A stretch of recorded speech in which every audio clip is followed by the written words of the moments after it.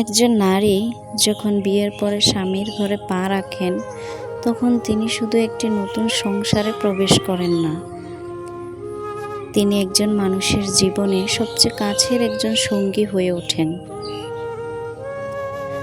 প্রিয় দিনী বোনেরা, কখনো কি ভেবে দেখেছেন, একজন স্ত্রী যদি তার স্বামীকে ভালোবাসে, সন্তানদের লালন পালন করে, স্বামীকে সম্মান করে, সংসারে দায়িত্ব পালন করে, আল্লাহ তাআলা ওই নারীর মর্যাদা কতটুকু বাড়িয়ে দেবেন। প্রিয় বোন, ইসলামে কখনোই একজন নারীকে শুধু স্বামীর সেবা করার কথা বলা হয়নি, বরং স্বামী স্ত্রীকে একে অপরের পোশাক হিসেবে বর্ণনা করা হয়েছে।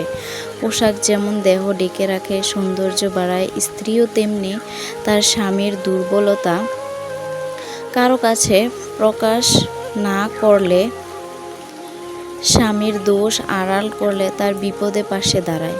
ভাবুন তো, একজন পুরুষ যখন সারা দিন কাজ করে ক্লান্ত হয়ে মানসিকভাবে ভেঙে পড়ে দিন শেষে বাড়িতে আসে, ঘরে ঢোকার পরে যদি তার স্ত্রী বলে, চিন্তা করো না, আল্লাহ আমাদের সঙ্গে আছেন, আমি তোমার পাশে আছি, তাহলে কি সেই ঘর কেবলই ঘর থাকে?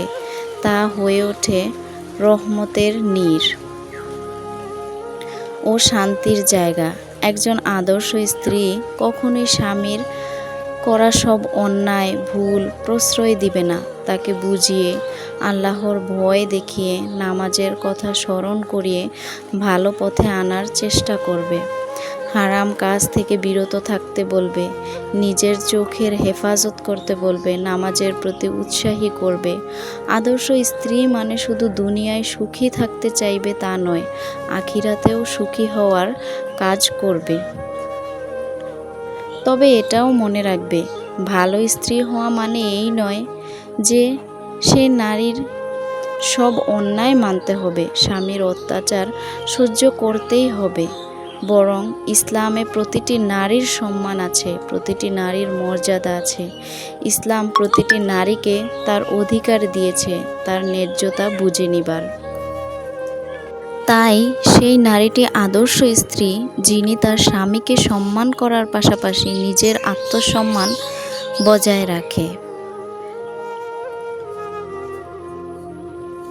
যিনি স্বামীর ভুল কাজে মানুষের কাছে না বলে নিজে বোঝানোর চেষ্টা করবে এবং স্বামীর ভালো কাজে তার প্রশংসা করে উৎসাহ দিবে।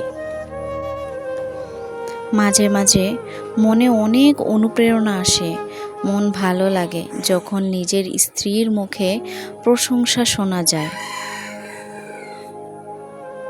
প্রিয় বোন, আপনি যদি একজন আদর্শ স্ত্রী ও নারী হতে চান, তাহলে শুধু স্বামীর মন জয় করার চেষ্টা করলে হবে না, আল্লাহরও সন্তুষ্টির চেষ্টা করতে হবে। স্বামীর প্রতি ভালোবাসা যেন আল্লাহর জন্য হয়, আপনার দায়িত্ব পালন যেন আল্লাহর জন্য হয়, আপনার ধৈর্য যেন আল্লাহর জন্য হয়, এবং আপনার ক্ষমা যেন আল্লাহ তাআলার জন্যই হয়।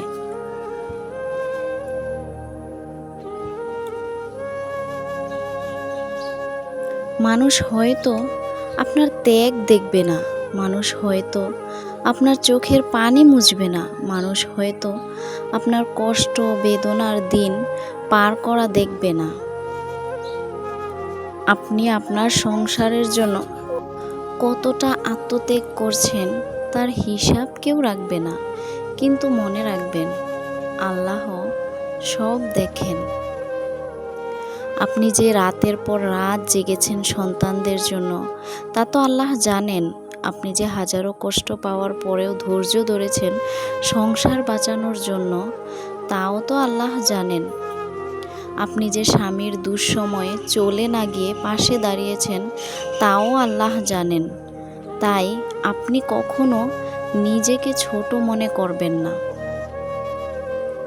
হয়তো আপনার ধৈর্য ভেঙে যাওয়া সংসার জোড়া লাগাতে পারে, হয়তো আপনার একটা ভালো কথায় আপনার স্বামীকে বদলে দিতে পারে, হয়তো আপনার দোয়ায় সংসারে রহমতের দরজা খুলে দিতে পারে।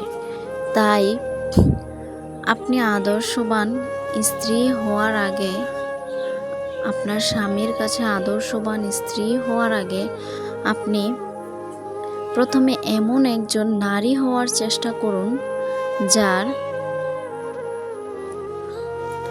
উপস্থিতিতে স্বামীর মন শান্ত হয়ে যায়, যার ভালোবাসায় সংসারে প্রশান্তি আসে, যার কথায় স্বামী আল্লাহকে স্মরণ করে, যার চরিত্র দেখে মানুষ বলে তুমি শুধু নেককার স্ত্রী নও, আল্লাহর নেককার একজন বান্দিও। সবচেয়ে বড় কথা হলো দুনিয়ার মানুষ আপনাকে কে কি বলল তাতে কিছু যাবে আসবে না। আল্লাহ আপনার উপর কতটুকু সন্তুষ্ট কিংবা সন্তুষ্ট কিনা সেটাই বড় কথা। আমার ভিডিওটি ভালো লাগলে একটা লাইক দিবেন, আপনার কাছের মানুষকে শেয়ার করবেন এবং এরকম আরও ভিডিও চাইলে আমার চ্যানেলটি সাবস্ক্রাইব করবেন। আল্লাহ হাফেজ।